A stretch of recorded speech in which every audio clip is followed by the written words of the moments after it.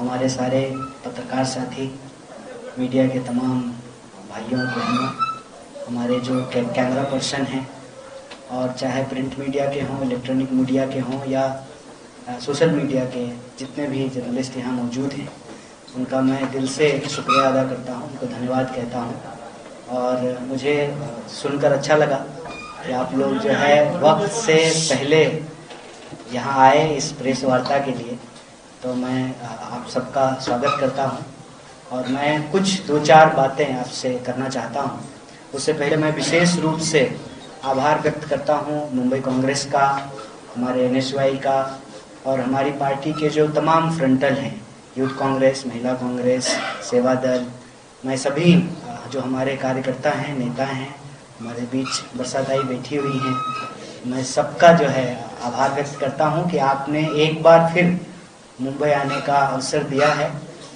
वैसे तो मैं मुंबई कितनी बार आया हूं ये मुझे याद नहीं है। इतना कार्यक्रम मैं महाराष्ट्र में और मुंबई में कर चुका हूं कि शायद उसकी गिनती रखना मुश्किल है। लेकिन ये बात मैं ज़रूर मेंशन करना चाहता हूं कि जब से भारतीय राष्ट्रीय कांग्रेस ने NSY का राष्ट्रीय प्रभार दिया है, मैं स्टूडेंट नहीं हूँ। 2018 में हमने अपना स्टूडेंटशिप ख़त्म कर लिया था, अपनी PhD सबमिट कर दी थी।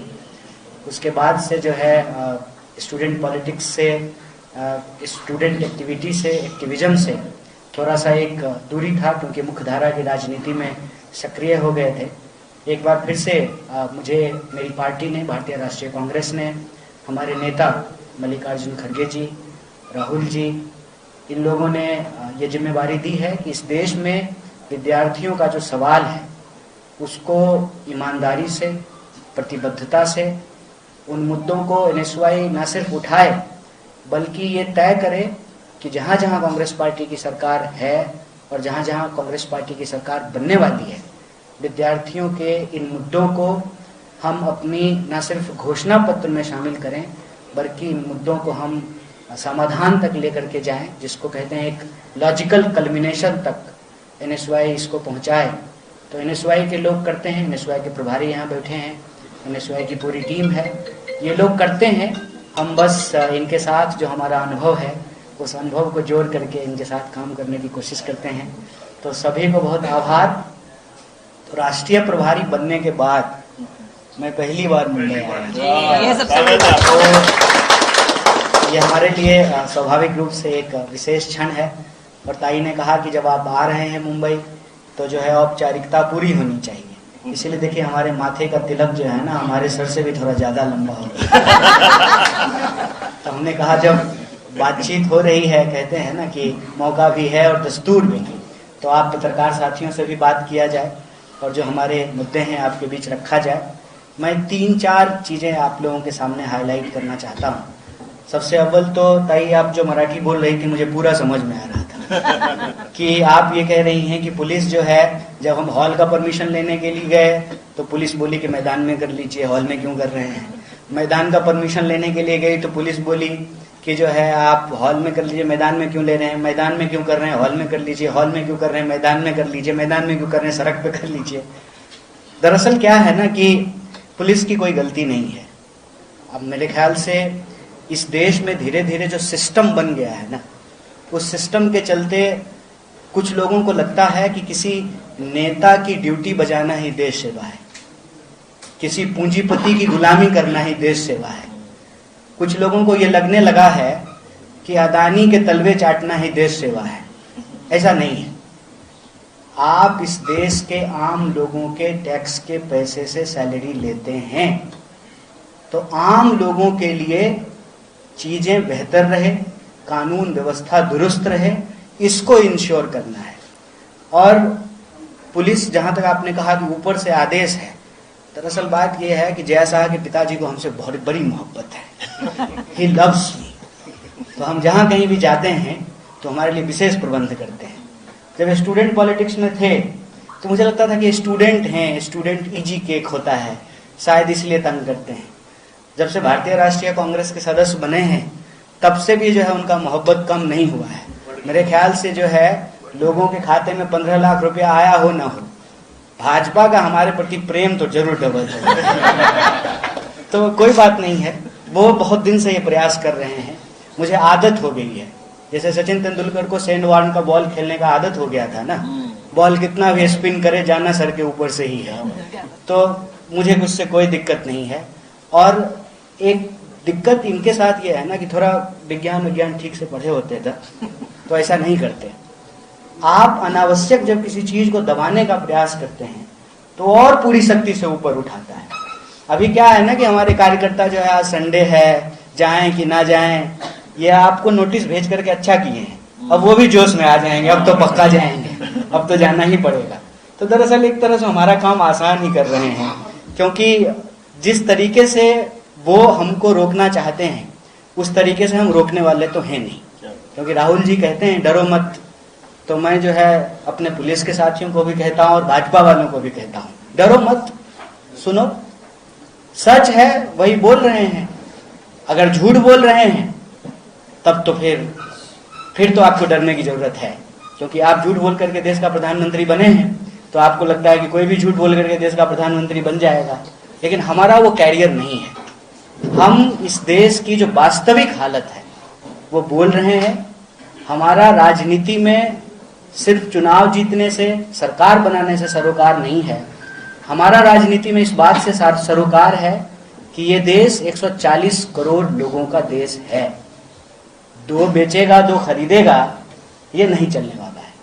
और आप अगर मुंबई की भी बात करें तो किस तरीके से पूरे के पूरे मुंबई को अपने दोस्त को हैंडओवर करने की तैयारी की जा रही है, इस पे आप सब लोग देख रहे हैं। रीडेवलपमेंट, पहले डेवलपमेंट तो कर लो फिर रीडेवलपमेंट करना। अभी डेवलपमेंट ही नहीं हुआ और रीडेवलपमेंट कर रहे हैं। और उसमें बेईमानी क्या है? बेईमानी ये है कि उसमें एलिजिबिलिटी क्राइटेरिया लेकर के आ रहे हैं। तो मैं बस प्रधानमंत्री का वादा याद दिला देता हूं आप सबको। उन्होंने कहा था कि 2022 तक सबको पक्का मकान मिलेगा। तो जब सबको पक्का मकान मिलेगा तो एलिजिबिलिटी क्राइटेरिया की क्या जरूरत है? मुंबई में रहने वाला जो भी व्यक्ति है, यह पूरा शहर सबका है, फिर सबके ही माथे पे छत होना चाहिए, सबके ही बच्चों के लिए पढ़ाई लिखाई की व्यवस्था होनी चाहिए, सबके लिए ही इलाज की व्यवस्था होनी चाहिए, सबके लिए ही चलने की व्यवस्था हो, ट्रांसपोर्ट फैसिलिटी हो, सबकी सुरक्षा हो। नारा आप ही दे रहे हैं, सबका साथ सबका विकास। और जब रीडेवलपमेंट का जो आप खेल खेल रहे हैं तो उसमें जो है एलिजिबिलिटी क्राइटेरिया लेकर के आ रहे हैं। कोई इंसान, उसकी पूरी की पूरी पीढ़ी, और एक नहीं कई, जिस जगह पे रह रहा है आप उसको वहां से रिलोकेट कर देना चाहते हैं रीडेवलपमेंट के नाम पे। असल खेल क्या है? खेल ये है कि जिस तरीके से मुंबई की सूरत बदलती गई, अब ये चाहते हैं कि इस बदलती हुई परिस्थिति में ज्यादा से ज्यादा जो मुंबई का संसाधन है उसको औने पौने तरीके से अपने दोस्त की तिजोरी में पहुंचा दें। तो हम यहां इस मंच से यह बात कहना चाहते हैं कि भारतीय राष्ट्रीय कांग्रेस न सिर्फ इस देश को आजादी दिलाई है, बल्कि इस देश के आम लोगों के लिए रोजी रोटी, कपड़ा, मकान, शिक्षा, स्वास्थ्य, सड़क, बिजली, पानी, इसको सुनिश्चित की है। अगर आप इसको छीनने की कोशिश करेंगे तो हम गांधी के रास्ते पे चलने वाले लोग हैं, माफी मांगने वाले लोग नहीं हैं। आपकी जेलें कम पड़ जाएगी, लेकिन हम लोगों के हक और अधिकार के लिए अपने आखिरी सांस तक लड़ते रहेंगे और हमारी पार्टी लड़ती रहेगी। ये एक बात हम आप प्रेस वार्ता के माध्यम से जो मुंबई कर लोगों की समस्या है वो आपके सामने रखना चाहते हैं।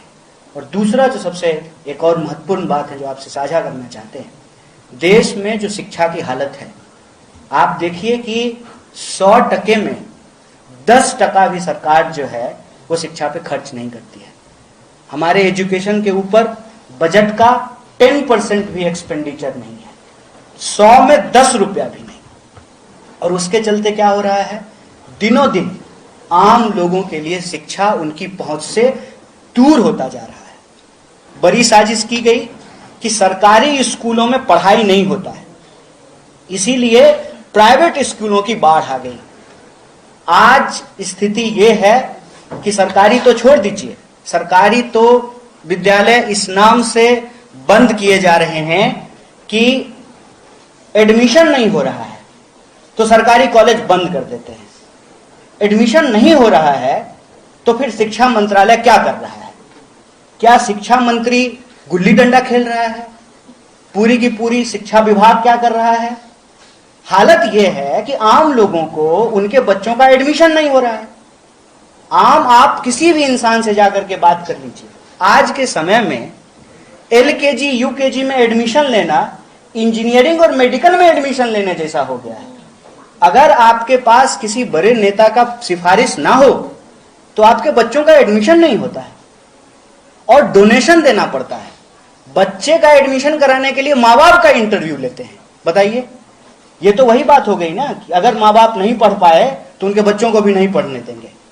ऐसा पहले एक दो किसी इलीट स्कूल में होता था, धीरे धीरे धीरे ये कल्चर बनता जा रहा है। स्कूल की हालत क्या है? आपको टाई भी वहीं से खरीदना है, बेल्ट भी वहीं से खरीदना है, जूता मोजा डायरी बैग टिफिन बॉक्स हर चीज जो है वहीं से खरीदना है। कल को हो सकता है बच्चा भी प्रोवाइड करने लगे। ये जो हालत है, इतनी महंगी होती जा रही है शिक्षा, और कोई भी मिडिल क्लास उससे पूछ लीजिए, उसके खून पसीने की सारी कमाई किस पे चली जाती है? एक छोटा सा घर बनाने में, बच्चे का जो है पढ़ाई कराने में, इलाज कराने में उसकी पूरी जिंदगी बीत जाती है। मुंबई में आप घर नहीं ले सकते, आपके पास घर है तो रीडेवलपमेंट का चाल चल करके आपके माथे से आपका छत छीन लेंगे। बच्चे की ठीक से पढ़ाई नहीं करा सकते। क्यों? क्योंकि सरकारी स्कूल में पढ़ाई नहीं होती है, बीएसएनएल लगता नहीं है। तो बीएसएनएल लगता नहीं है कि बीएसएनएल को लगने नहीं दिया गया ताकि जियो धन धनाधन हो जाए। सरकारी स्कूल में एडमिशन नहीं हुआ कि आपने सरकारी स्कूल ऐसा बना दिया कि आज सरकारी स्कूल की जो जमीन है, सरकारी विश्वविद्यालय के सरकारी कॉलेज की जो जमीन है, अपने दोस्त को आप हैंडओवर कर सके। कुल मिलाकर के क्या है?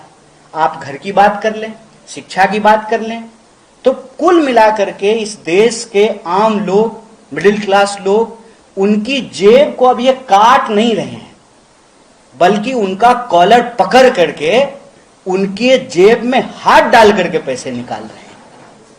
ये जो हमारे आंखों के सामने हो रहा है, इस पर हमको मुखरता से बोलने की जरूरत है। देश में जो शिक्षा व्यवस्था की हालत है, उस पे हमको मुखरता से बोलने की जरूरत है।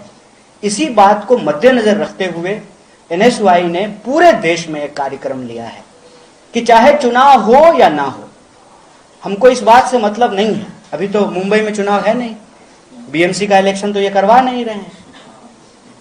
बताइए, सब जगह चुनाव हो रहा है, बीएमसी का चुनाव क्यों नहीं हो रहा है? एक्चुअली ईडी को ज्यादा मेहनत करना पड़ जाएगा, ओवर टाइम करना पड़ जाएगा ना। अब इतना वार्ड है, इतने कैंडिडेट हैं, कहाँ कहाँ जाएंगे? एमएलए के घर पे जाएंगे, मिनिस्टर के घर पे जाएंगे, अब पता चला वार्डर के घर पे भी जाना पड़ेगा। बेचारी ईडी बहुत परेशान हो जाएगी। क्यों नहीं हो रहा है बीएमसी का चुनाव? तो सिंपल क्वेश्चन है। देश में डेमोक्रेसी है ना, देश के प्रधानमंत्री चुने हुए प्रधानमंत्री हैं। फडणवीस जी जो है, नहीं, अच्छा वो तो मुख्यमंत्री रहे नहीं, अच्छा उनका तो आडवाणी हो गया बेचारे का, कोई नहीं। तो चुनी हुई सरकार है ना यहाँ पे, महाराष्ट्र में भी, देश में भी। तो जब विधानसभा का चुनाव हो रहा है, लोकसभा का चुनाव हो रहा है, तो सीनेट का चुनाव क्यों नहीं हो रहा है? कॉलेज सीनेट का चुनाव क्यों नहीं हो रहा है? बीएमसी का चुनाव क्यों नहीं हो रहा है? क्यों नहीं हो रहा है? ये एक्चुअली लोकतंत्र की जड़ को खत्म कर रहे हैं, उसके जड़ को खोद रहे हैं। और ये सारी चीजें जो हैं हमारे आंखों के सामने घटित हो रहा है। मैं पॉइंट ये कहना चाह रहा था कि चुनाव हो या ना हो, बीएमसी का चुनाव नहीं है, फिर भी हम मुंबई आए हैं क्योंकि एनएसयूआई का एक नेशनल कैंपेन है कि हम देश के विद्यार्थियों को जोड़ेंगे, और हम जोड़ेंगे इस देश के एक एक स्टूडेंट्स को, ताकि हम जो आइडिया ऑफ इंडिया है, जो हमारा कॉन्स्टिट्यूशन है, जो आम लोगों का कॉन्स्टिट्यूशनल राइट है, रोजी रोटी कपड़ा मकान शिक्षा स्वास्थ्य सड़क बिजली पानी, उसको प्रोटेक्ट कर सके। और इसी कार्यक्रम के तहत जुड़ेगा विद्यार्थी जीतेगा इंडिया, जो कि हमारा एक नेशन वाइड कैंपेन है। हम मुंबई आए हैं और तमाम विभिन्न तरह के कार्यक्रमों में हिस्सा लेंगे, और मुझे बहुत खुशी है, मैं आपका शुक्रिया अदा करता हूँ कि आपने जो है भारत जोड़ो यात्रा की जो मूल भावना है उसको जो है आपने जोड़ करके रखा है, आपने कैंप लगाया है, और हमारे नेता कहते हैं जुड़ेगा भारत जीतेगा इंडिया, और उस यात्रा का संदेशा यही है। और आज आप पूरी दुनिया को देख लीजिए, आज हमको सबसे ज़्यादा प्रेम की, भाईचारे की, एकता की, शांति की ज़रूरत है। एक बार फिर से इस गांधी के देश में गांधी की ज़रूरत ज़्यादा महसूस होने लगी है।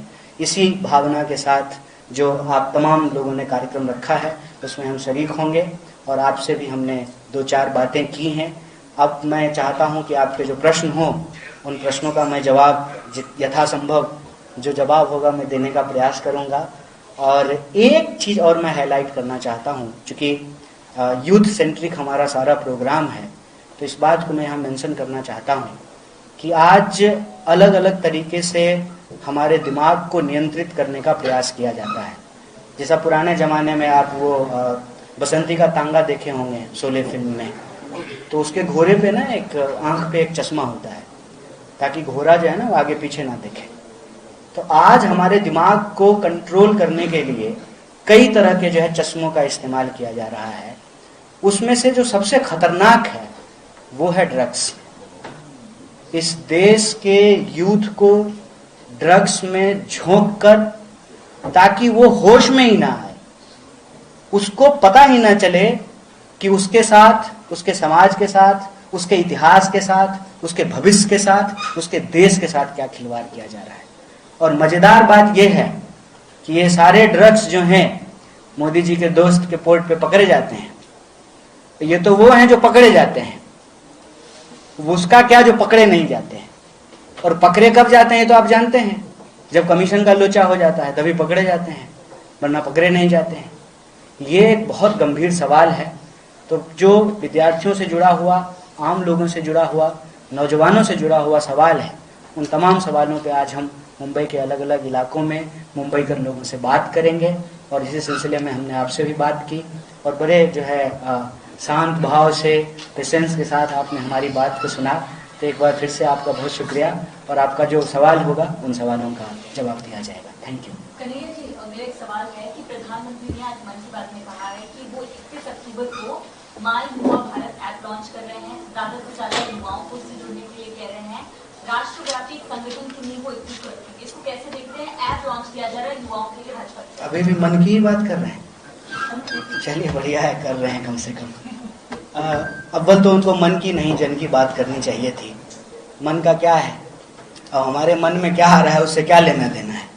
अगर हम पब्लिक फिगर हैं और देश की जनता ने हमको वोट दे करके देश का प्रधानमंत्री बनाया है, तो हम अपने मन की बजाय जो है लोगों के मन की बात करते। चलिए ठीक है, वो प्रधानमंत्री हैं, कुछ भी कर सकते हैं। तो उन्होंने जो ऐप लॉन्च किया है, अभी मैं आ रहा था, मैं कांग्रेस पार्टी में हूँ, अब तो फ्लाइट से आया हूँ आज, तो इतना तो बनता ही है। भाजपाई लोग आरोप लगाते रहते हैं कि 70 साल से खा रहे हैं, 70 साल से खा रहे हैं। तो जो है वहाँ पे भी जो है एक अनाउंसमेंट हो रहा था कि प्रधानमंत्री के प्रयास से ये हो रहा है।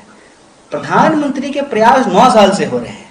मैं बस ना अपनी खुली आंखों से उन प्रयासों को देखना चाहता हूँ कि कहाँ हो रहा है। जैसे मैं तो 2014 से ही अच्छे दिन ढूंढ रहा हूँ, खुली आंख से छोड़ दीजिए, दूरबीन से भी नहीं दिखाई दे रहा है। मैं अपने खाते को बराबर चेक करता हूँ कि क्या पता 15 लाख आ गया हो।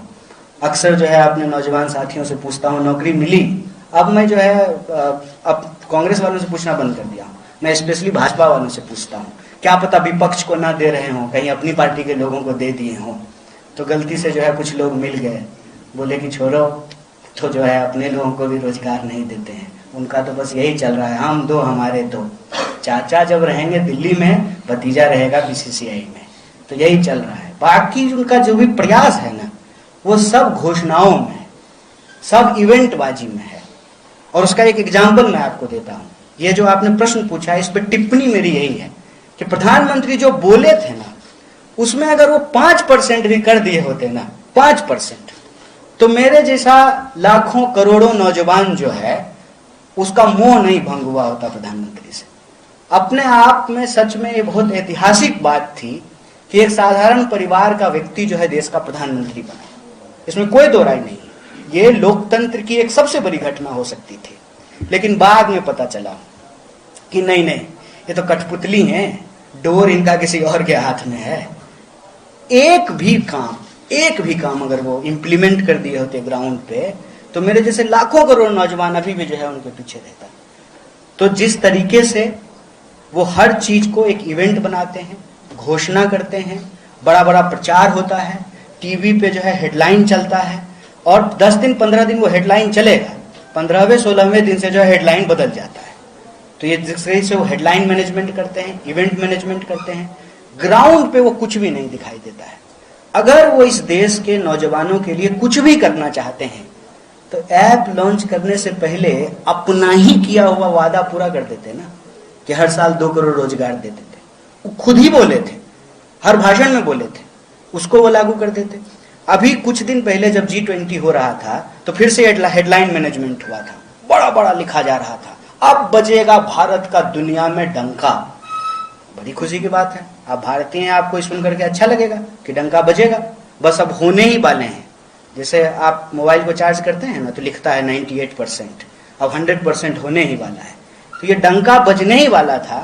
तो कल एक न्यूज आई है, जो इंडियन ऑफिसर्स हैं उनको मौत की सजा दी गई है। डिप्लोमेटिकली ये हमारा फेलियर है। अगर हम इतना ताकतवर हो गए हैं तो हमारे मुल्क के लोगों को बाहर में मौत की सजा दी जा रही है, वो भी ऑफिसर्स हैं। क्या हो रहा है इस पे? ये जो आप प्रश्न पूछ रहे हैं ना, इस प्रश्न का जवाब इसमें निहित है कि ये सिर्फ घोषणा है, तमाम अन्य घोषणाओं की तरह। जमीन पे इसका कोई इम्पैक्ट नहीं दिखेगा। जैसे वो हाथ की सफाई होती है ना, जादू, यही जो है ना जुबान की सफाई है। हर बार जो है मुद्दा बदल देते हैं, लोगों का ध्यान भटका देते हैं, एक बात जो बोली थी उसका चर्चा करना बंद कर देते हैं, दूसरा सगुफा छोड़ देते हैं। नौजवान के बारे में कुछ करना चाहते हैं ना, तो नया कुछ बोलने की क्या जरूरत है? आपने ही बोला था हर साल जो है 2 करोड़ नौकरी देंगे, 9 साल आपके पूरे हुए हैं, 18 करोड़ नौकरी कहां है? 45 साल में देश में सबसे ज्यादा बेरोजगारी है। आज अनएम्प्लॉयमेंट इतना बड़ा क्राइसिस है कि लोग जो है आने वाले समय में उसके बारे में देख नहीं पा रहे हैं। जैसे महाराष्ट्र का एक खास इलाका जहां सबसे ज्यादा किसान आत्महत्या होती थी, जो ऋण का सिस्टम है, जो कर्ज का सिस्टम है, उसके चलते किसानों को आत्महत्या करनी पड़ती थी। मैं आपको जानकारी देता हूं, पिछले आप हर दूसरे तीसरे दिन जो है ना न्यूज को फॉलो कीजिएगा, जो किसी अखबार के किसी कोने में होगा कि किस देश के हॉस्टल में, कौन सी यूनिवर्सिटी में आज कौन सा स्टूडेंट जो है वो सुसाइड कर लिया है। आप सुन करके आश्चर्य होंगे कि हर 1 घंटे, अभी लगभग 1 घंटा हमारी बातचीत हो गई होगी, इस देश में 1 स्टूडेंट सुसाइड कर लिया होगा। ये रेट है। मतलब किसान आत्महत्या के बाद देश में जवान आत्महत्या हो रही है। कोई बात करने को तैयार नहीं। प्रधानमंत्री ऐप लॉन्च कर रहे हैं, थोड़ी सी तो शर्मिंदगी रखनी चाहिए।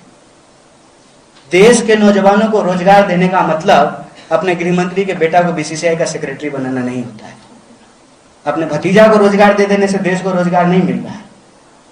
ये जो स्थिति है, इस स्थिति के देश के नौजवानों को समझना पड़ेगा। और आपसे भी ये आग्रह है, इस तरह की जो हेडलाइन मैनेजमेंट होता है ना, उसके कुचक्र को हमको तोड़ना पड़ेगा। ये सिर्फ घोषणा है, ये इवेंट मैनेजमेंट है। इससे आगे जा करके हमको सच्चाई ढूंढने का प्रयास करना है।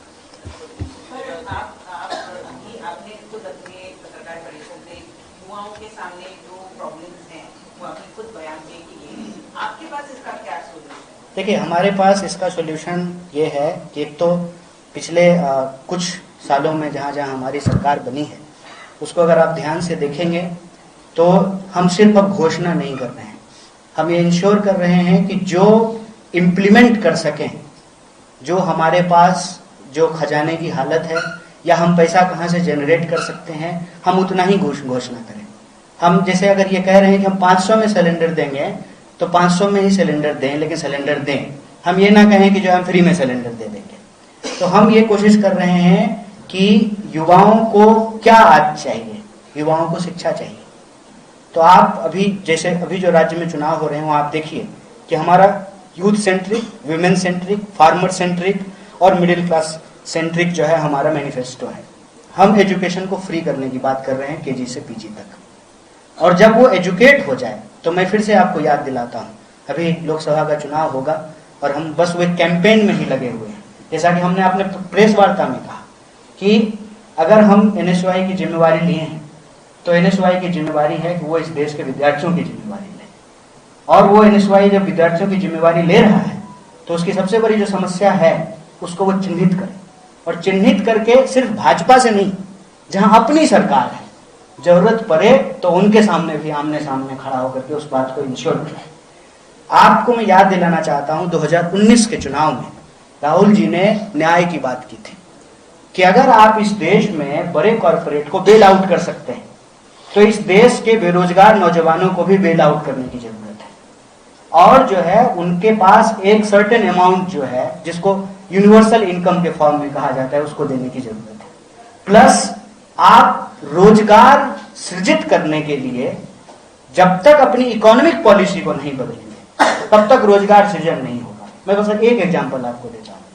किसी भी कॉरपोरेट की जो एक दिन की कमाई है उससे जो है लाखों लोगों को जो है दैनिक भत्ता दिया जा सकता है, दैनिक मजदूरी उनसे को दी जा सकती है।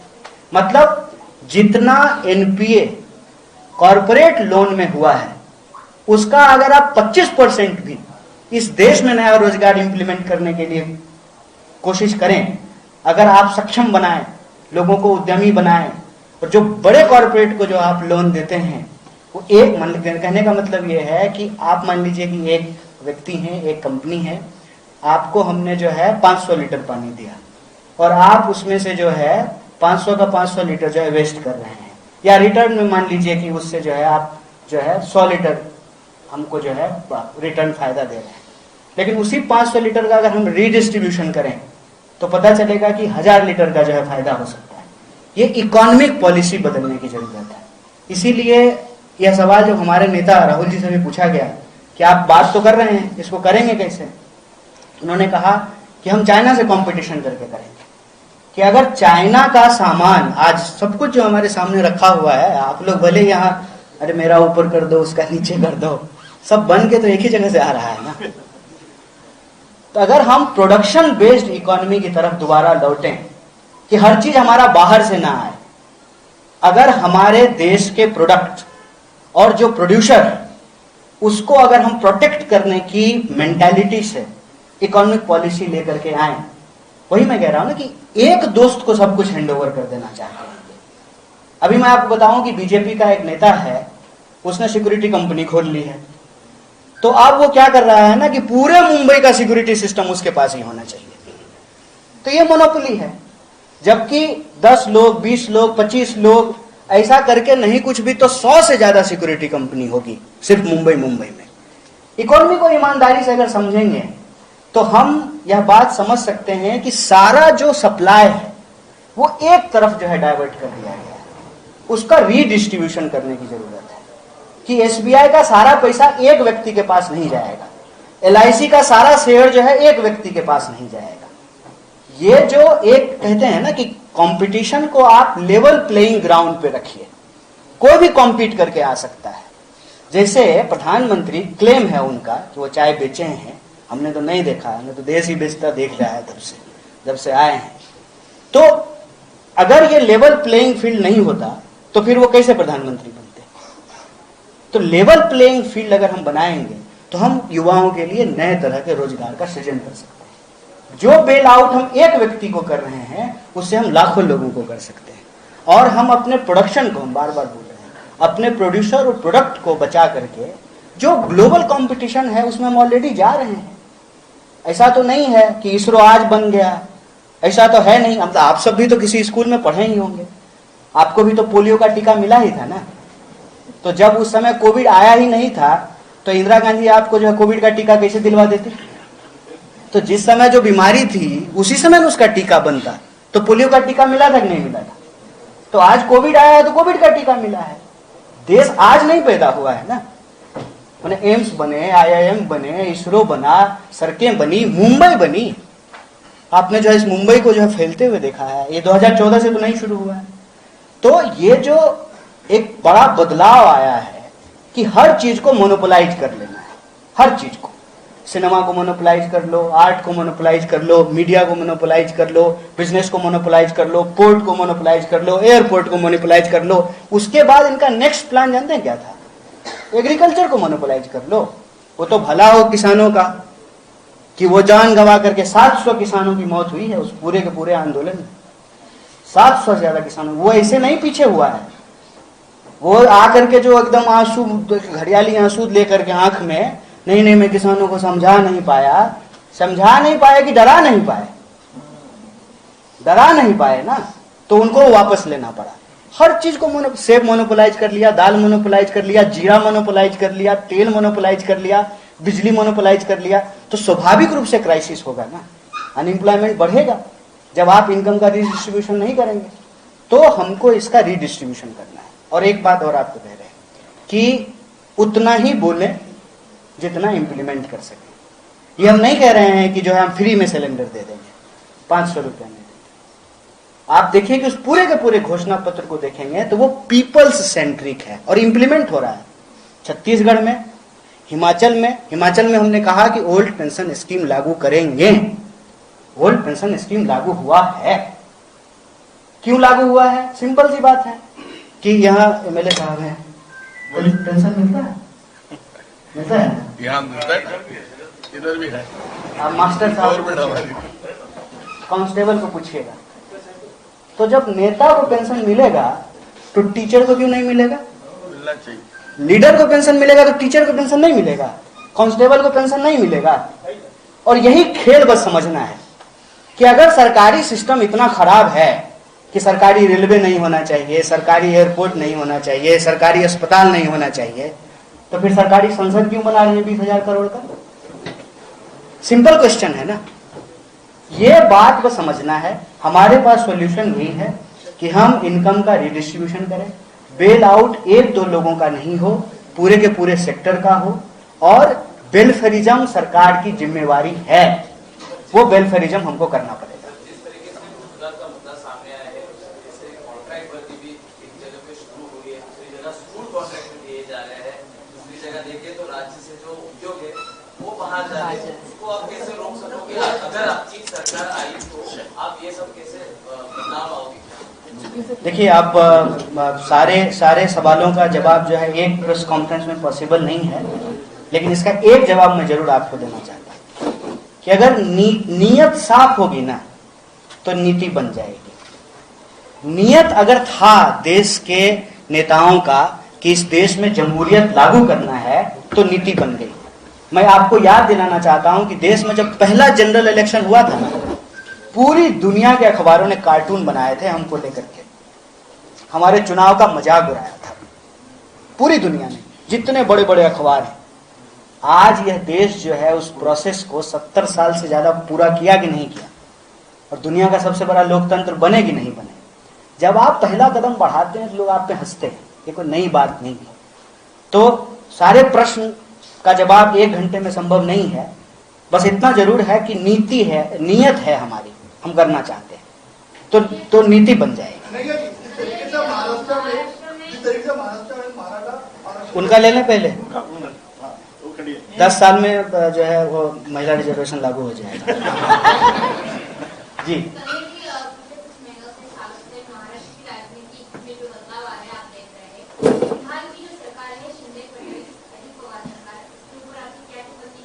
क्यों 3 आदमी का नाम ले रहे हैं? तो अमित शाह की सरकार है।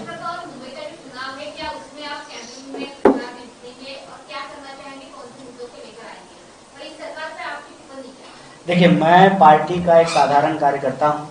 पार्टी मुझे अंडमान निकोबार भी भेजेगी ना तो वहां भी जाकर के जो है प्रचार करेंगे, काम करेंगे। और महाराष्ट्र और मुंबई तो कौन नहीं आना चाहेगा, उसमें तो कोई दो राय ही नहीं है। इस सरकार पे देखिए हम क्या टिप्पणी करेंगे। महाराष्ट्र का बच्चा बच्चा इस सरकार को समझ गया है, बच्चा बच्चा। और ये बात जो है मैं आपको याद दिलाना चाहता हूँ, आप अच्छा सवाल आपने किया। वॉशिंग मशीन की बात सबसे पहले मैंने मुंबई में ही टीवी के कार्यक्रम में कही थी, कई साल पहले, आज नहीं। और आज जो है वो रियलिटी आप सबके सामने है। एक प्रश्न बस आप सबको, हम सबको पूछते रहना चाहिए कि अगर कोई व्यक्ति भ्रष्टाचारी है तो भ्रष्टाचारी है, वो जो है इस दफ्तर से निकल करके बाजू वाले दफ्तर में चला जाएगा तो भ्रष्टाचारी रास्ते में सदाचारी कैसे बन जाता है? सिंपल सा एक सवाल है, ऐसा कौन सा डिटर्जेंट है कि इतना जल्दी धुलाई कर देता है? जितना बात बीजेपी बोलती थी, सब विपक्ष के जो है, जो राजकरण करने वाले लोग हैं उनके खिलाफ, वो सारी बात जो है वो बोलना बंद कर देती है वो व्यक्ति अगर उसके साथ जाकर के बैठ जाता है। और मैं तो जो है बहुत, मुझे तो बड़ी संवेदना है फडणवीस जी से, सच बता रहा हूँ ईमानदारी से, क्या किया है बेचारे के साथ। और सिर्फ उनके साथ नहीं किया है, आप वसुंधरा राजे का हालत देख लीजिए, वो तो बेचारा चीफ मिनिस्टर है शिवराज सिंह चौहान, उसकी तो ऐसी बेइज्जती की है। खुद प्रधानमंत्री हैं अभी 2023 में और घोषणा कर रहे हैं 2047 का। ऐसा लगता है कि अमृत लेकर के आए हैं, 2047 तक यही रहेंगे। इतना कॉन्फिडेंस लाते कहां से हैं? अब मैं रूबिका लियाकत तो हूं नहीं कि मैं पूछ लूं कि आप थकते क्यों नहीं हैं, ये तो मुझे नहीं पता है कि कहां से लाते हैं, ठीक है ये। लेकिन आप हालत देखिए, चुनाव लड़ा, मेहनत किया बेचारा जो है देवेंद्र, क्या नाम, फडणवीस, देवेंद्र फडणवीस, हाँ। एक्चुअली उनसे ज्यादा ना उनकी जो धर्मपत्नी है ना, उनका वीडियो वायरल होते रहता है, तो जो है ना मुझे उनका नाम ज्यादा याद रहता है, सॉरी। तो उनके साथ तो बहुत धोखा किया है, अपनी पार्टी में धोखा किया है।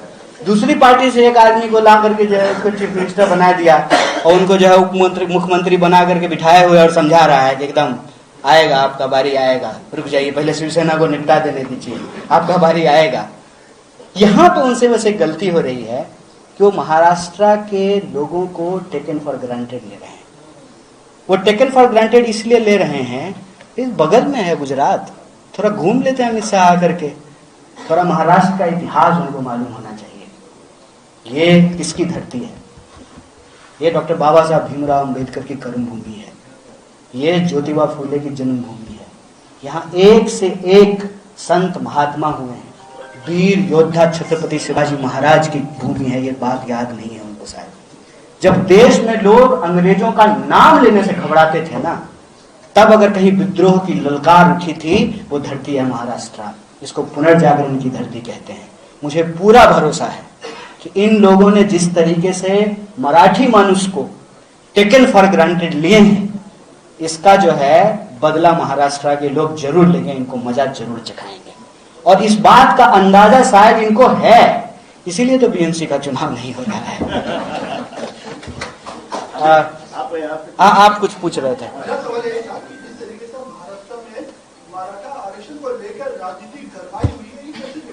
देखिए, मेरा मानना है ना कि जब हक की बात हो ना तो उसको सिर्फ राजनीति नहीं कहनी चाहिए। यहीं के एक नेता हुए ना जो बोले थे स्वराज हमारा जन्मसिद्ध अधिकार है। कुछ चीजें जो हैं आपका जन्मसिद्ध अधिकार है। यह देश जब सबका है तो सबकी भागीदारी होनी चाहिए। इसमें इफ और बट क्या है? इसमें कोई इफ बट तो है नहीं। तो मैं कहता हूं कि जब भी कहीं न्याय की बात हो, हक की बात हो, भले वो आपके विरुद्ध जाता हो, आपके तात्कालिक स्वार्थ के विरुद्ध जाता हो, लेकिन न्याय और हक की बात में जो है ना, सिर्फ राजनीति बोल करके उसको रिड्यूस नहीं करना चाहिए। आज इस देश में जो स्थिति है वो स्थिति ऐसी है कि सब कुछ, और ये मैं झूठ बोल रहा हूं तो आप मुझे काट दीजिए, हाँ आप गलत बोल रहे हैं। 1% लोगों के पास 99% जो है वेल्थ का कंसंट्रेशन है कि नहीं है? यहां कोई माइनॉरिटी मेजॉरिटी नहीं कर रहा है। यहां कोई नहीं बोल रहा है माइनॉरिटी मेजॉरिटी कि भाई 99% लोगों का जितना वेल्थ है उसके वैल्यू के बराबर वेल्थ 1% लोगों के पास है। इसको कोई नहीं हाईलाइट कर रहा है। तो जब हक की बात हो, भागीदारी की बात हो, अधिकार की बात हो और आम लोगों के जो वेलफेयर की बात हो, उसको सिर्फ राजनीति बोल करके रिड्यूस नहीं करना चाहिए। ये हमारी नैतिक जिम्मेवारी है, इस बात को हमको समझना चाहिए।